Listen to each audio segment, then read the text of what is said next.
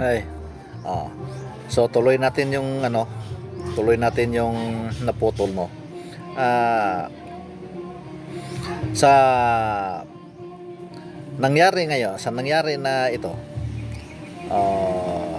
na ano naman natin kanina na talagang nandoon sa propesya ni Jeremiah na kuan talaga kakalat yung mga bangkay. Kakalat yung mga bangkay at sang totoo nakita natin. Kaya ganito, ganon ang nangyari. Ngayon, ang ginawa ng ating gobyerno dahil doon sa sinasabi ng Diyos, kayong mga pastol, sabi na, kayong mga pastol, umiyak kayo. Umiyak kayo na parang isang babaeng manganganak. Ibig sabihin, grabe ang sakit dahil pag makikita mo ang daming mamamatay na yung mga tauhan o kababayan mo. Siyempre masakit din sa atin kahit na kahit na masama man sila o hindi, kung ikaw ang nasa gobyerno, masakit sa iyo yan. Kaya, yung sinasabi doong pastol, hindi lang yung pastol na yung pastor natin na pastor ng simbahan, kasi dalawa ang klase ng pastor. Pastol na physical at pastol na spiritual. Sino itong pastor na mga physical? Itong nasa gobyerno natin, itong mga presidente natin. Kaya yung humahama o yung mga taong humahamak sa ating presidente, talagang may kalalagyan din yan sila. May kalalagyan din yan sila. Dahil kung hinahamak nila yung presidente, natin sa spiritual, talagang sa ganitong pagkakataon, hindi presidente ang hinahamak nila, kundi ang Diyos. Ang Diyos ang hinahamak nila. Bakit nasabi kong ganon? Kasi ang Diyos ang naglagay sa presidente. Siya ang naglagay dyan sa presidente. Anointed niya yan. Tulad noong sa panahon ni Haring Saul noon, yung unang hari ng Israel. Gusto ng tao, sabi nila sa Diyos, Panginoong Diyos, Diyos na makapangyarihan sa lahat, bigyan nyo kami ng hari. Bakit kayo maghingi ng hari? Nandito na ako ang hari ninyo. Hindi, yung makikita talaga namin, kaya binigay ng Diyos si Saul. Ibig sabihin, anointed, inanoint, binigyan ng basbas ng Diyos. Kaya yung presidente natin dito sa Pilipinas, huwag niyong hamak-hamakin yan. Dahil pag hinamak niyo yung presidente na yan, ang Diyos na rin ang hinahamak ninyo. Tandaan nyo yan.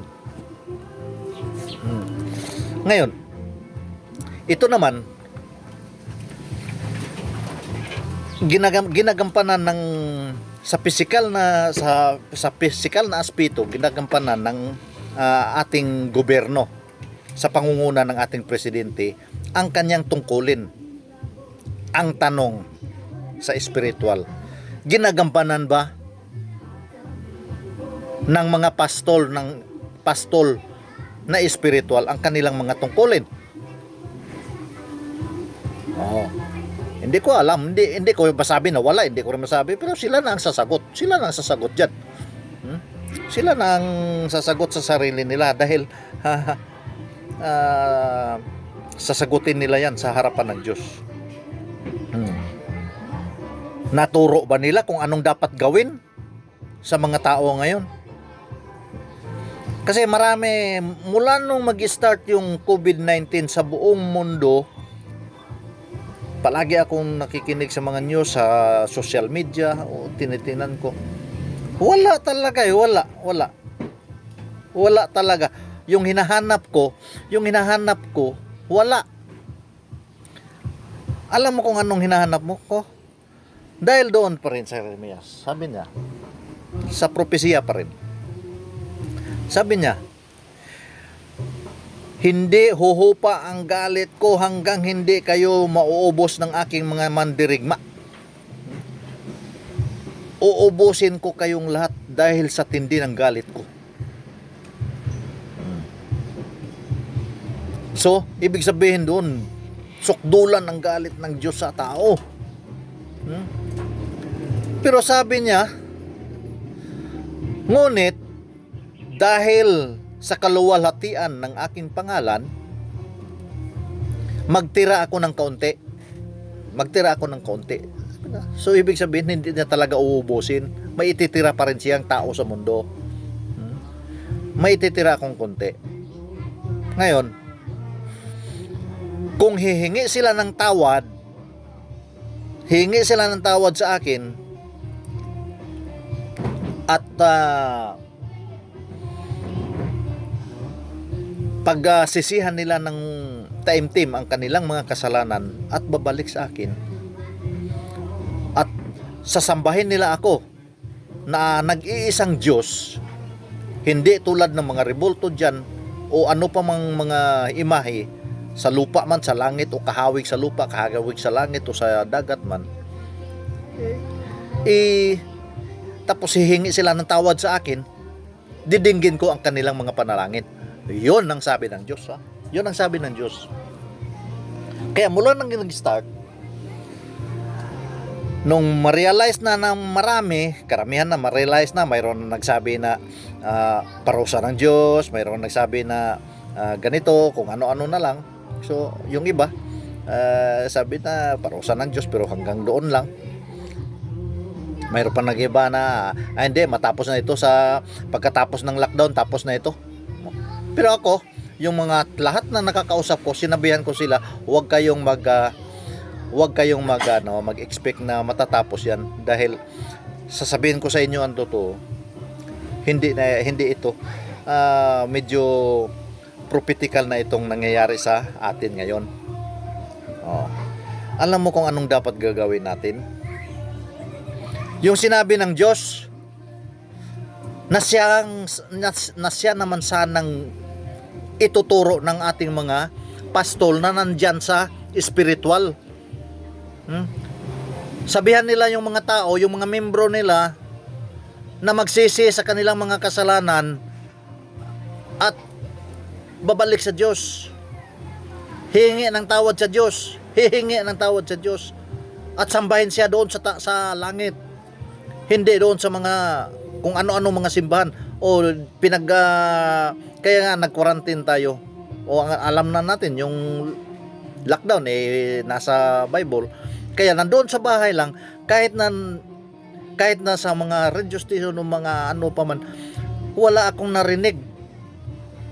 Alam mo kung anong sinasabi nila sa kanilang mga panalangin? Paano maririnig ng Diyos yan? Yung mga panalangin na makapangyarihang Diyos,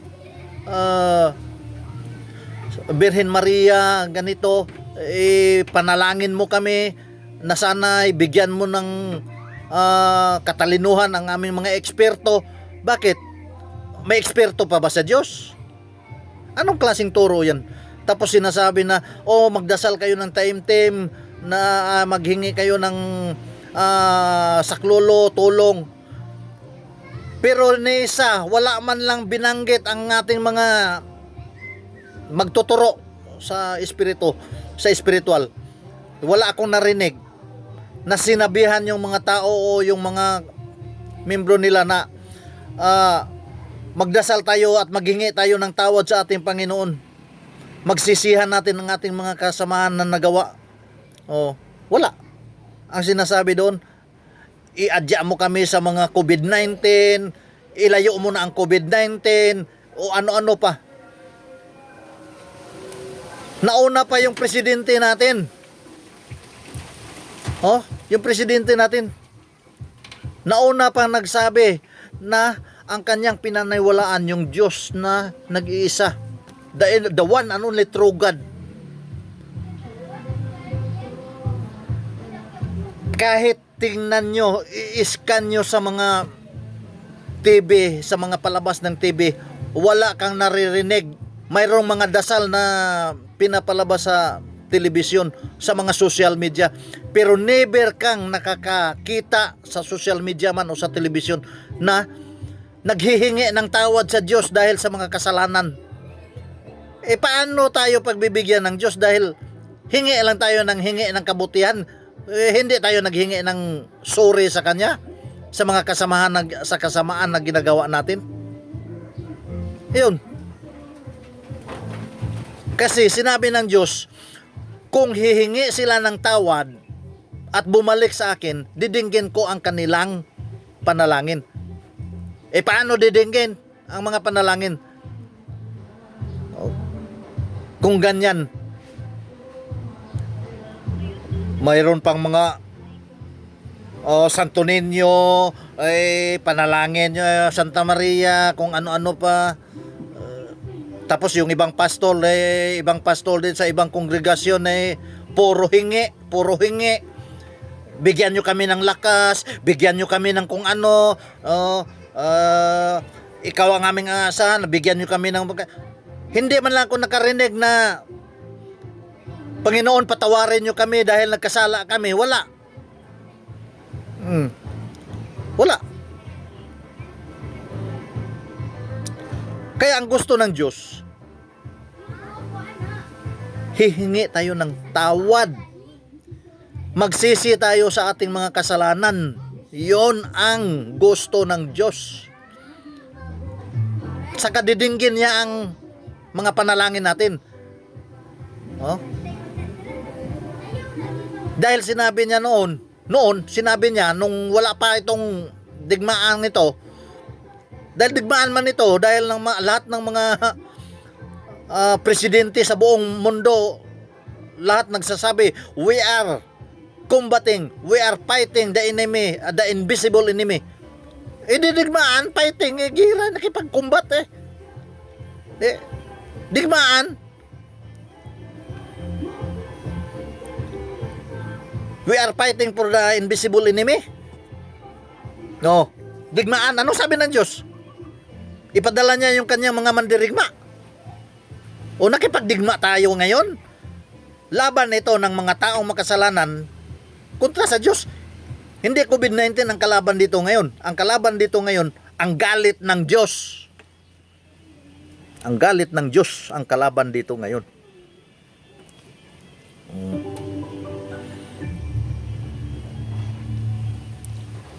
Kaya, bilang pastol na pisikal, igalang ninyo kung anong utos ng gobyerno natin. Dahil anointed yan. Masama man yan sa tingin ninyo o ano pa mang sa tingin ninyo yan, anointed yan. Ang Diyos ang naglagay dyan. Kaya nagiging ganid kayo sa kapangyarihan. Kaya isa rin kayo. Yung mga ganid sa kapangyarihan, isa kayo sa mga pinapainom. Kayo ang dahilan kung bakit ganito ang mundo natin. Dahil sa kasamaan ninyo. Sa kasakiman ninyo sa pera. Corruption. Di na kayo nahiya sa sarili ninyo. Saka sa mga ibang politician natin dito, akala mo Diyos na rin sila.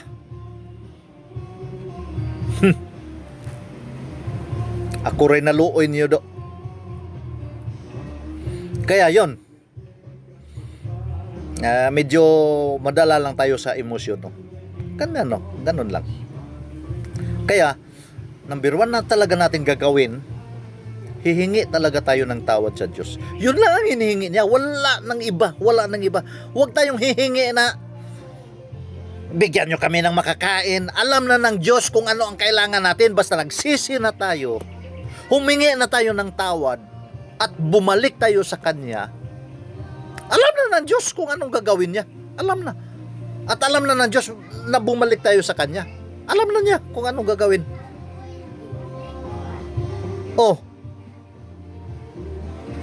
Mabuti pa yung presidente natin. Kaya ako, nung pag nakita ko sa telebisyon nung sinabi ni Presidente Digong nga umaasa lamang siya sa one true God. Kaya sabi ko, hindi pababayaan ng Diyos ang Pilipinas. Bakit, kamo? Unang-una, balik tayo doon sa Bible na naman. Panahon ng Holocaust, noong itinakwil pa ng Diyos ang mga Israelita. Ang Pilipinas, isa ito sa tinanggap ang mga Diyos, ang mga Israelites. Tinanggap nila. Kaya sabi ng Panginoon, kung sino ang tatanggap sa aking mga pinili man niya mga Israelita, sino ang tatanggap sa aking mga tao, balang araw pagpalain din niya.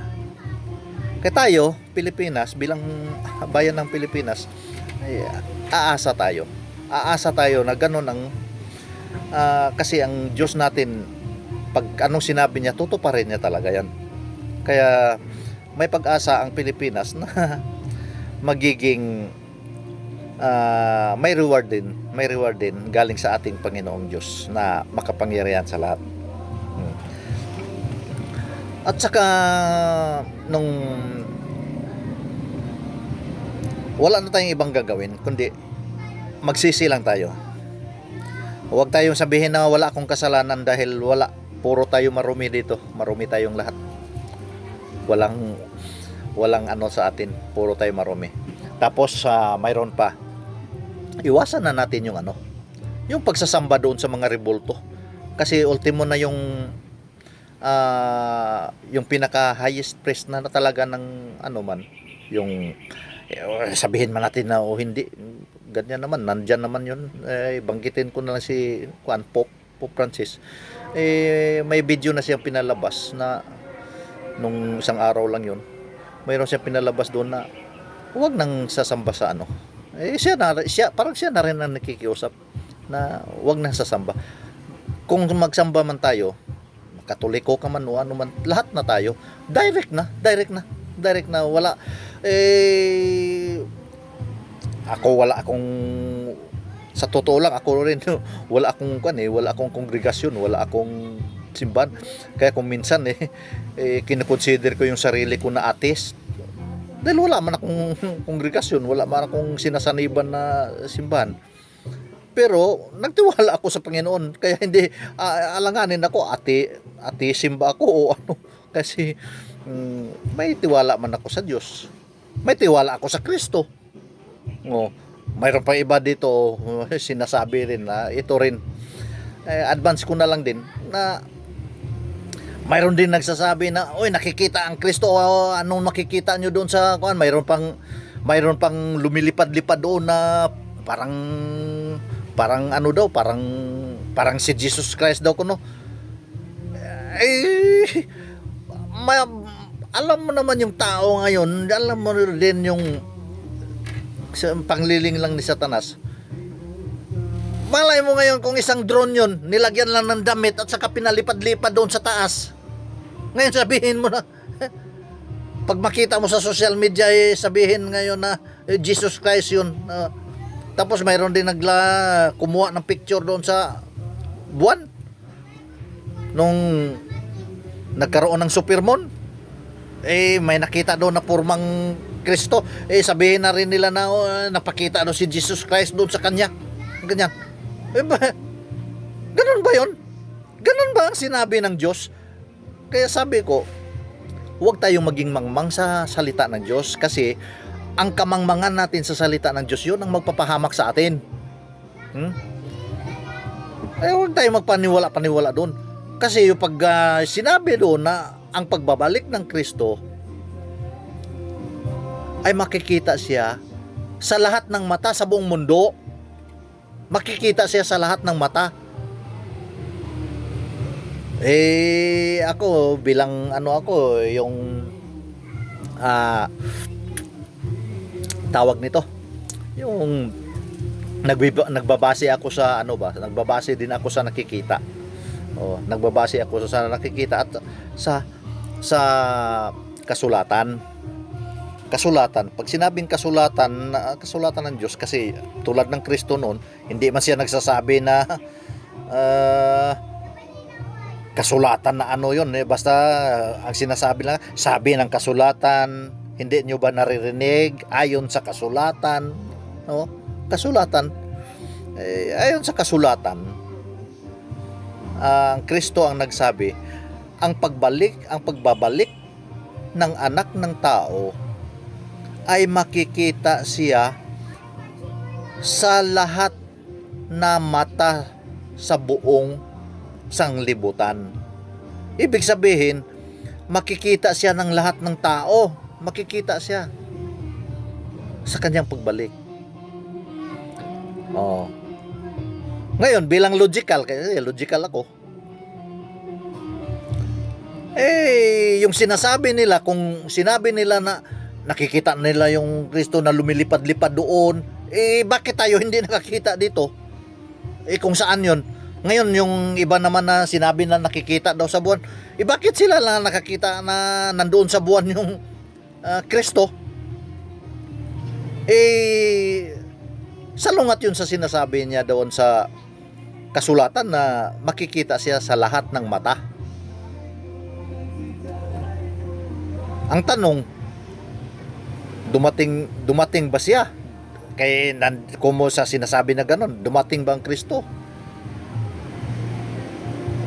Sa akin din, hindi ko rin masabi na gano'n. Pero bilang logical, ang sinabi ng Diyos, sa huling mga araw,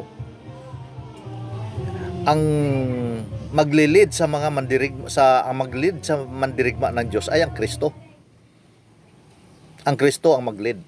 Digmaan ng mga masasama at sa kabutihan. Kaya tingnan mo kung ano ngayon ang nakikita sa lahat ng mata sa buong mundo ngayon. Ano ang nakikita natin? Yung nakikita natin dito at nakikita doon sa ibang bansa, ang nakikita natin dito sa Pilipinas at nakikita din doon sa Australia, doon sa Ecuador, doon sa Espanya at sa ibang mundo, kung anong nakikita natin dito, yun din ang nakikita nila. Diba? Ngayon, ang commander ngayon sa mga mandirigma ng Diyos ay ang Kristo.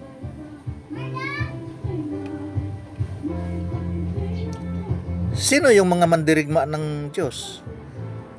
Yung sinasabi niya na ipapadala ko yung aking mga mandirigma galing sa silangan. Mga mandirigma. Ngayon, tayo naman, ang ating mga gobyerno sa buong mundo, nakipaglaban tayo, nakipaggira tayo sa kalaban na hindi nakikita. Kaya sinasabi, paano ba natin sasambahin ang ating Diyos na makapangyarihan sa lahat? Sinabi ng Kristo, sambahin mo ang Diyos sa espiritu at katotohanan. Bakit espiritu? Sambahin mo ang Diyos sa espiritu at katotohanan. Bakit? Sa espiritu dahil siya ay espiritu. Katotohanan dahil siya ay nag-iisang Diyos. Wala na siyang kahalintulad. Nag-iisang Diyos, buhay na Diyos. Yun ang katotohanan, buhay na Diyos. Kung anong sinasabi niya, tinutupad niya. At ang kanyang paghahatol ay tama. Hindi tulad dito sa atin na ang hustisya natin dito wala.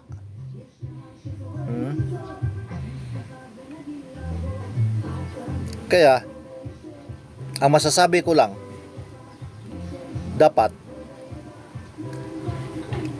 hihingi tayo ng kapatawaran sa Diyos. Kasi yun ang hinihingi niya. Yun ang hinihingi niya. Kung siguro sa akin lang isigisis ko naman ito. Sariling interpretasyon ko ulit. Sariling interpretasyon ko ulit. Sa akin lang, siguro kung may 10 tao sa bawat pamilya na talagang sumasamba sa Diyos ng sincere, hindi yung sa tip of the tank lang. Kung may 10 sa bawat pamilya, palagay ko hindi darating ito. Bakit?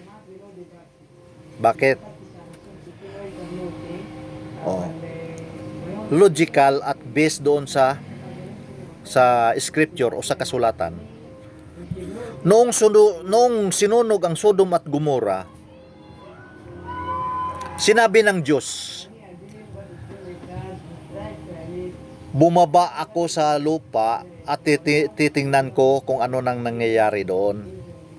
Ngayon, sobra na ang kasamaan sa Sodom at Gomorrah, kaya tutupukin ko ng apoy yan. Pero kailangan sasabihan ko si Abraham para hindi siya maghinanakit sa akin. Bakit man sinabi niya na sabihan ko si Abraham para hindi siya maghinanakit sa akin? Kasi alam ng Diyos na yung pamangkin ni Abraham na si Lot nandoon sa Sodom at Gomorrah. Kaya sinabihan niya si Abraham, nakikita mo yan, yung syudad na yan, yung Sodom at Gomorrah, ang ganda, no? Pero tutupukin ko yan. Paulanan ko yan ng apoy. Ngayon, nalungkot si Abraham. Ramdam ng Diyos, nalulungkot si Abraham. Kaya tinanong ng Diyos at tinanong ni Abraham ang Diyos. Sabi niya, Panginoon, may itatanong ako sa iyo. Sana hindi ka magalit. Sige, sabi ng Diyos, sige, magtanong ka. Kung may 50 katao na matutuwid, susunugin mo ba ang Sodom at Gomorrah? Sabi niya, dahil sa 50 katao, hindi ko susunugin ang Sodom at Gomorrah. Kitam? 50 katao pa lang, hindi niya susunugin. Ngayon, nagtanong naman uli si Abraham. Panginoon, isa pang tanong. Kung mayroong 45 katao na matuwid diyan, susunugin mo pa ba ang Sodom at Gomorrah? Sabi ng Diyos, dahil sa 45 katao na matuwid, hindi ko susunugin. Hanggang dumating sila sa 20. Sa 20 katao na sunugin mo ba? Hindi. Hanggang dumating sa parang huling hirit ni Abraham. Panginoon, last na lang ito talaga, last na to. Kung mayroong 10 na matuwid, susunugin mo ang Sodom at Gomorrah? Sabi ng Diyos, dahil sa 10 matutuwid, hindi ko susunugin ang Sodom at Gomorrah. Ang tanong, bakit nasudong ang Sodom at Gomorrah? Kasi hindi umabot ng 10 ang matutuwid doon sa Sodom at Gomorrah. Bakit? 2 anak ni Lot na babae at silang mag-asawa, 4 lang sila. Ngayon, sinabayan pa sila ng anghel, sabi niya, sabihin mo doon sa mga kamag-anakan mo at sa mga asawahin ng mga anak mo na lumikas na kayo dahil tutupukin, kunti na lang ang oras natin. Pero hindi nila pinakinggan si Lot. Tinawanan pa nila. Kaya, nilikas sila ng 2 anghel, pinaalis sila dahil darating na yung mga apoy. Ibig sabihin, 4 lang sila. 4 lang ang matutuwid doon sa Sodom at Gomorrah. Hindi umabot ng 10. Di ba? Kaya tupok yung Sodom at Gomorrah. Ngayon, ito naman, isang sampol ko pa. 10 matuwid pa rin. Nung ginunaw ng Diyos ang sanlibutan sa baha, hindi rin umabot ng 10 matutuwid ang tao noong araw. Oh, alam mo ba kung bakit? Dahil si Noe at kanyang asawa, 2, at 10 anak, si Sem, si Japet, at si yung isa, at saka asawa nila 6, 8 lang sila. 8. Di rin umabot ng 10. 8 lang sila. Ngayon, dito sa atin, kaya nasabi ko na hindi umabot ng 10 sa bawat pamilya ang matutuwid. Ngayon, kung nangyari yun na naging 10 yun, may 10 sa bawat pamilya o 10 matuwid sa buong mundo, hindi yata darating yung mga mandirigma ng Diyos na itong COVID-19 sa atin. O, iyan ang Jesus ko. Sariling interpretation ko. Hindi ko sinasabi na yun, na interpretation ko lang yun. Ngayon, kung sasabayan nyo ako, pag-aralan nyo mabuti yung kasulatan, lalo na yung sa mga pastol natin dyan, na ni minsan hindi pa ako nakarinig na magsisi sa kasalanan, dahil hiyon talaga ang hinihingi ng Diyos. Magsisi tayo sa ating mga kasalanan. No? Magsisi tayo sa ating mga kasalanan at hihingi tayo ng tawad. Tatalikuran na natin yung pagsamba-samba natin dyan sa kung ano-anong sinasamba. Direct. Tulad sa atin ngayon, mayroon yung prediction nga doon ni Dr. Na hihinto daw yun kaso nandito sa loob ng cellphone ko yung nahihinto lahat. Hihinto lahat yung mga